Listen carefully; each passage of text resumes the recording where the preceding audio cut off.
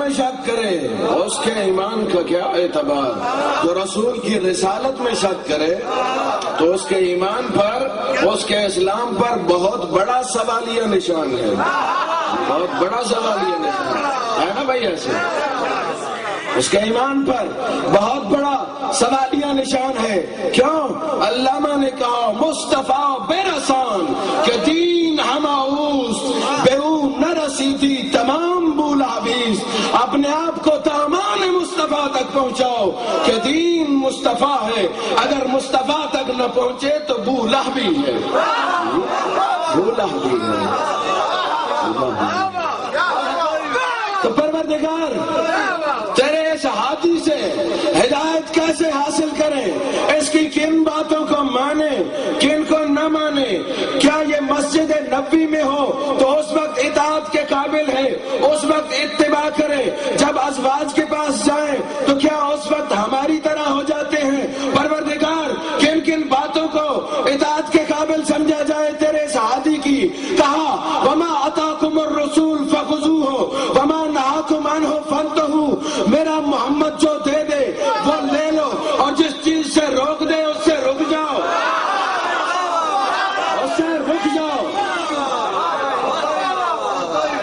تو اگر اب رسول کہیں کہ بتوں کی پوجا کو چھوڑ دو تو چھوڑنا پڑے گی، اگر کہے کہ کسی کو قتل نہ کرو تو رکنا پڑے گا، اگر یہ رسول کہے کہ شراب حرام ہے تو چھوڑنی پڑے گی، اگر یہ رسول کہے کہ علی سے حسد نہ کرو تو حسد چھوڑنا پڑے گا۔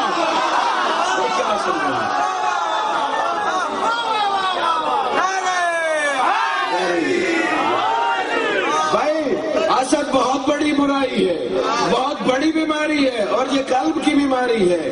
تو اگر رسول کہے کہ حسد کرنا چھوڑ دو تو چھوڑنا پڑے گا، اگر رسول کہے کہ شیطان کی اتباع نہ کرو تو شیطان کا راستہ چھوڑنا پڑے گا۔ اب اگر یہ رسول کہے کہ اللہ کو ایک مانو تو ماننا پڑے گا، اب اگر یہ رسول کہے کہ روزے تو رکھنے پڑیں گے، اب اگر اللہ کہے کہ میری رسالت ماننی پڑے گی، اب اگر رسول کہے کہ حج ادا کرنا پڑے گا، اب اگر کہے رسول زکات تو ادا کرنی پڑے گی، اور اگر یہی رسول غدیر کے میدان میں علی کا ہاتھ بلند کر کے کہہ دے من کنت مولا،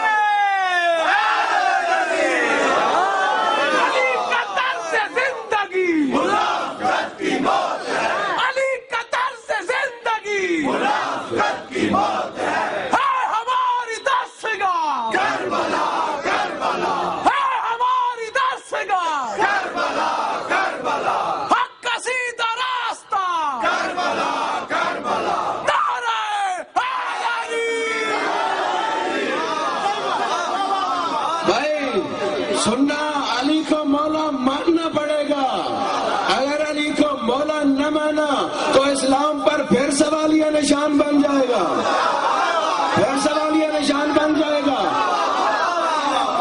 اچھا رسول نے کیا کہا تھا؟ من کنت مولا ہو فہذا علی مولا، کہ جس جس کا میں مولا اس کا علی مولا۔ اب ہمارے کچھ بھائیوں نے کیا کیا؟ انہوں نے کہا کہ یہ جو مولا ہے مانتے ہیں بھائی ہم بھی مولا، علی ہمارے مولا ہیں، آپ مولا ہیں، تو لیکن اس مولا کو جو مانا ہے نا وہ ہے دوست۔ میں سوال کرتا ہوں دانشوروں سے، میں سوال کرتا ہوں ماہرین عمرانیات سے، میں سوال کرتا ہوں انسانی علوم کو رکھنے والوں کو، میں سوال کرتا ہوں ادبا سے، میں سوال کرتا ہوں شعراء سے، میں آپ تمام کے سامنے ایک سوال رکھتا ہوں کہ یہ بات طے ہے نا کہ جب دو بندوں کے درمیان میں دوستی ہو، آپ کی اور میری دوستی ایک شرط پہ ہو سکتی ہے، یا آپ کا اور میرا مزاج ملتا ہو، یا آپ اور میں برابر ہو، آپ کا اور میرا مزاج ملتا ہو، یا آپ اور میں برابر ہو، ایک جیسے ہو۔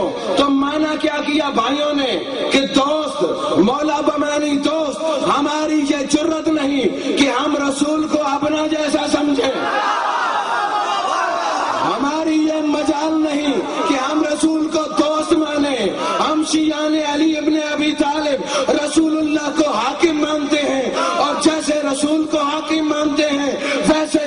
کو حاکم مانتے ہیں۔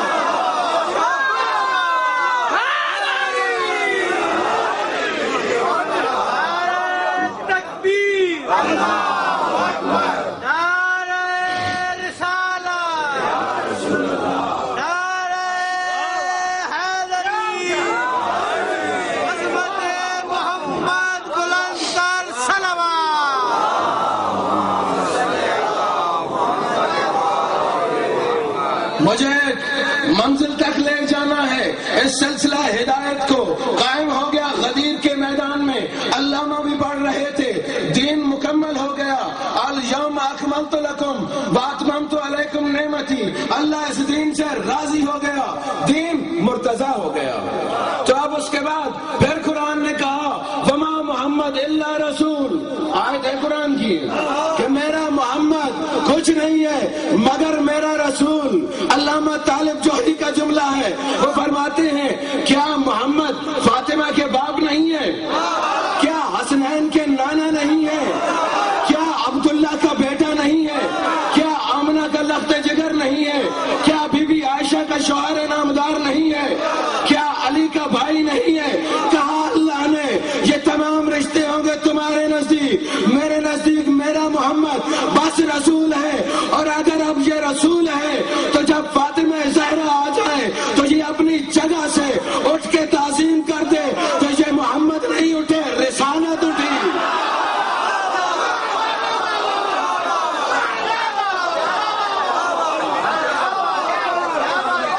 یہ محمد نہیں اٹھے، رسالت اٹھی۔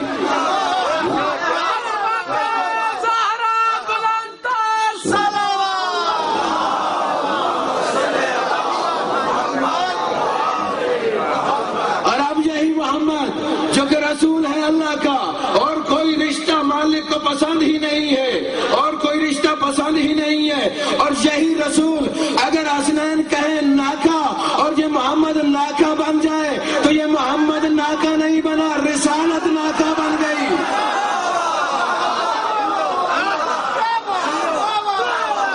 بس میں آ گیا حسین تک، تو اسی رسول نے جو وما ینطق کا مصداق ہے کہا ان الحسین مصباح الہدی وسفینۃ النجات، میرا یہ حسین ہدایت کا چراغ ہے اور نجات کی کشتی ہے۔ اور ایسا چراغ ہے حسین، اور ایسے چراغ جلائے ہیں حسین نے کہ انسانیت رہتی دنیا تک حسین کی ممنون احسان رہے گی۔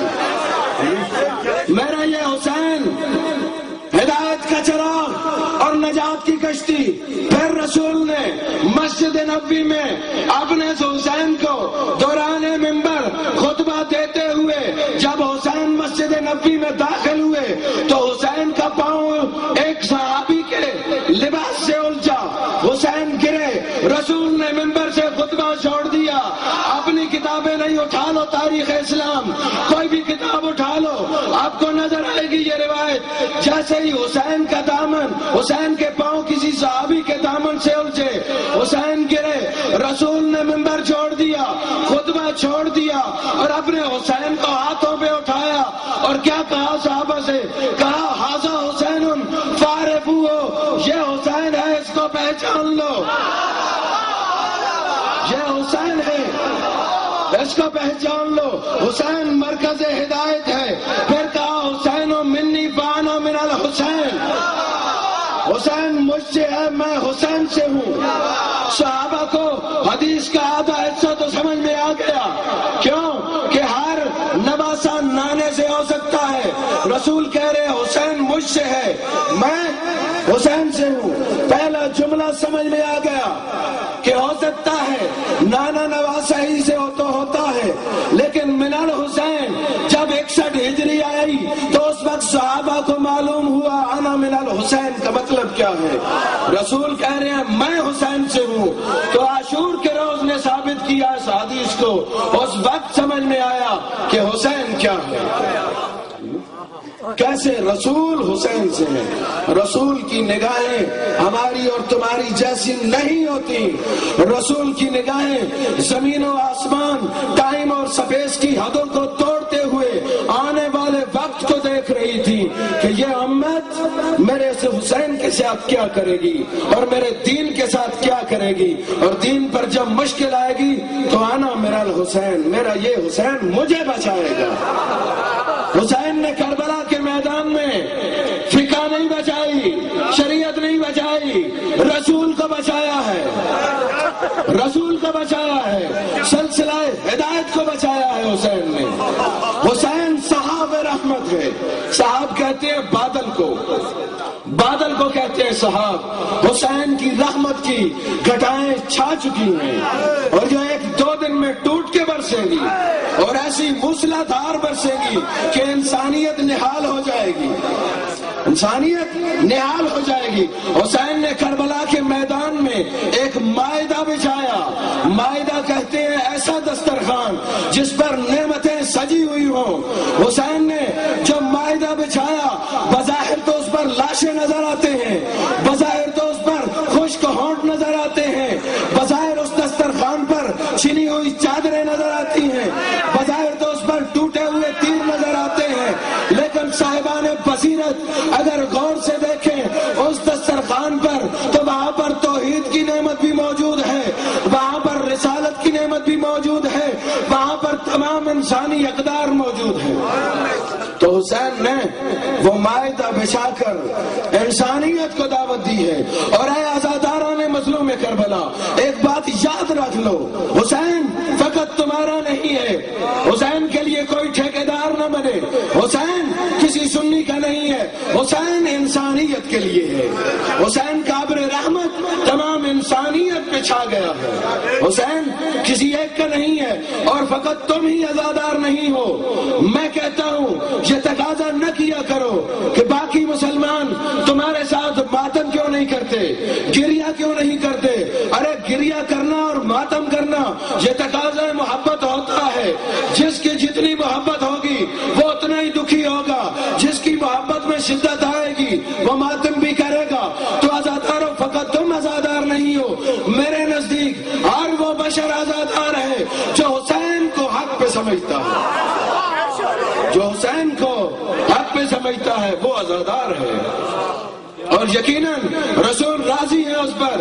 ہم عالم اسلام سے یہ تقاضا نہیں کرتے کہ آؤ تم بھی ہماری طرح جلوس نکالو، نہیں، اپنی اپنی محبت کا تقاضا ہے۔ جتنی جس کو قربت ہے رسول سے اتنا ہی دکھ ہوتا ہے اور دکھ کا اظہار بھی ہوتا ہے۔ عزاداروں، 9 مائیں ہیں جنہوں نے کربلا میں اپنے بیٹے حسین پہ قربان کیے، اللہ کے دین پہ قربان کیے۔ ایک ماں ایسی ہے جو کربلا میں نہیں ہے لیکن مدینہ کے قبرستان میں جاتی ہے، 4 قبروں کو انگشت شہادت سے نشان بناتی ہے۔ ایک پہ لکھتی ہے عباس، پھر لکھتی ہے عبداللہ، پھر لکھتی ہے جعفر، پھر لکھتی ہے عثمان، پھر مدینے کے لوگوں کو خطاب کر کے کہتی ہے، مدینے والوں اب مجھے ام البنین نہ کہنا، میرے بیٹے مارے گئے، میرا عباس مارا گیا، میرا عبداللہ مارا گیا، میرا حسین بھی مارا گیا۔ عزاداروں سننا، ایک ماں اور بھی کربلا میں نظر آتی ہے، یہ ام ہانی ہے۔ دشمن نے اس کے بیٹے کو شہید کیا تو اس کا سر خیام کی طرف اچھالا، اس کی ماں کی گود میں پھینکا تو ام ہانی نے وہ سر اٹھا کر فوج اشقیاء پہ دے مارا اور کہا ہم آل محمد کے غلام جب کوئی چیز راہ خدا میں دے دیتے ہیں تو پھر واپس نہیں لیتے۔ ایک ماں اور بھی ہے جس کا 6 ماہ کا علی اصغر ہے، ایک ماں اور بھی نظر آتی ہے۔ عزاداروں، ہر ماں شب عاشور اپنی قربانی کو تیار کر رہی ہے اور ایک خیمے سے آواز آ رہی ہے، اللہ اگر میرے بیٹے یہاں پر ہوتے ہیں تو میں حسین پہ قربان کرتی۔ حسین جلدی سے خیمے میں آئے، کہا اماں فضا، میں حسین تیرا بیٹا ہوں، میں حسین تیرا بیٹا ہوں، میں تیری قربانی ہوں۔ اے اماں فضا گھبرا نہیں۔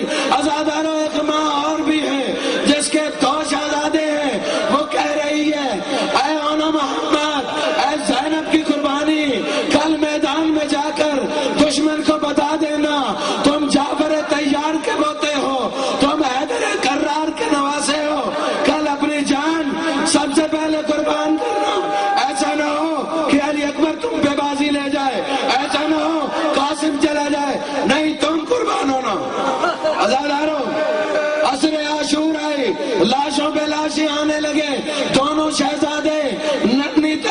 حمائل کی ہوئے اپنے ماموں کی بارگاہ میں آئے، کہا آقا ہمیں موت کی اجازت دو۔ حسین نے ایک مرتبہ سر سے لے کر پاؤں تک شہزادوں کو دیکھا، کہا کیا کہتے ہو، ہمیں موت کی اجازت دے دو۔ حسین نے کہا کیا ماں راضی ہے؟ پیچھے سے آواز آئی، حسین اپنے ہاتھوں سے تیار کیا، اپنے ہاتھوں سے تیار کیا ہے۔ شہزادوں کو اجازت ملی، حملہ کیا اور جنگ کرتے گئے شہزادے، اور دشمن کو بتایا حیدر کرار کے بیٹے ایسے ہوتے ہیں، اور ایک مرتبہ لڑتے لڑتے آواز دی محمد رک جاؤ۔ کہا ان کیا بات ہے؟ کہتا ہے کہ دیکھ نہیں رہے ترائی آ گئی، فرات کا کنارہ آ گیا، اماں نے منع کیا تھا پانی کے قریب مت جانا، علی اصغر پیاسا ہے، سکینہ پیاسی ہے، حسین پیاسے ہیں۔ شہزادے پلٹے، عزاداروں حملہ کیا، دشمن نے کہا ایک ایک کر کے تم ان شہزادوں کو نہیں اتار سکتے۔ دشمن نے مل کے وار کیا، شہزادے زین سے زمین پہ آئے، حسین جلدی سے مقتل میں آئے اور آواز دی عباس جلدی آ، لاشا ایک نہیں دو، لاشا ایک نہیں دو ہے۔ عباس بھی ساتھ آئے، عزاداروں لاشیں آئے، ربش یہ چلی آ رہی تھی، جب بھی کوئی لاشا آتا تو زینب بڑھ کے استقبال کرتی، اور جب اپنے بیٹوں کی باری آئی تو حسین نے کہا زینب آؤ، زینب کا نام و نشان نہیں ملتا۔ اماں فضا سے پوچھا اماں زینب، کہا پشت خیمہ پہ چلی گئی، پشت خیمہ پہ چلی گئی۔ حسین جلدی سے پشت خیمہ پہ آئے، دیکھا زینب سر سجدے میں ہے، آواز دے رہی ہے شکران شکرا، حقاً حقا، پروردگار تیرا شکریہ، تو نے زینب کی قربانی قبول کر لی۔ بس آخری جملہ، اللہ تیرا شکریہ، تو نے زینب کی قربانی قبول کر لی۔ عزاداروں کربلا سے لے کر کوفہ تک، کوفہ سے لے کر شام تک زینب نے گریہ نہیں کیا، اور محمد کا لاش سر